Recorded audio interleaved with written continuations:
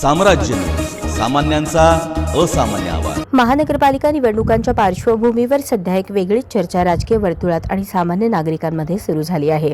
निवडणूक लढवायची असेल तर उमेदवाराने किमान 100 ते 500 शब्दात आपली भूमिका, विकासदृष्टी आणि जनतेसाठी बांधिलकी मांडावी अशी अट असावी का, यावर विविध स्तरात मतप्रदर्शन होत आहे। ही अट सध्या राज्य निवडणूक आयोगाच्या अधिकृत नियमावलीत नसली तरी अनेक सामाजिक कार्यकर्ते, सुजाण नागरिक आणि तरुण मतदारांमध्ये ही कल्पना चर्चेचा विषय ठरत आहे। सध्या निवडणूक प्रक्रिया ही फक्त पैसा, प्रचार आणि पक्षबळावरती आधारित झाली असून उमेदवारांची वैचारिक पात्रता, अभ्यास आणि जनतेप्रतीची जबाबदारी याकडे दुर्लक्ष होत असल्याची भावना व्यक्त केली जात आहे। चर्चेमध्ये सहभागी नागरिकांचे म्हणणे आहे की उमेदवाराला आपली विकासदृष्टी स्पष्ट शब्दात मांडता यावी। काही राजकीय अभ्यासक आणि नेत्यांचे मत मात्र वेगळे आहे। त्यांच्या मते अशी अट लोकशाहीच्या मूलभूत अधिकारांवर मर्यादा आणू शकते।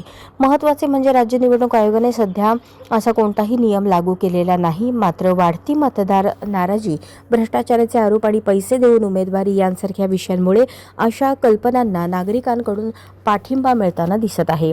ही चर्चा केवळ निबंधापुरती मर्यादित नसून आपण अशा प्रकारचे लोकप्रतिनिधी निवडतो फक्त चेहरा आणि झेंडा की विचार आणि काम या मूलभूत प्रश्नांपर्यंत पोहोचली आहे। नियम असो वा नसो पण लोकशाही अधिक प्रगल्भ व्हावी यासाठी अशा चर्चांची गरज असल्याचे मत सुजाण नागरिक व्यक्त करत आहेत।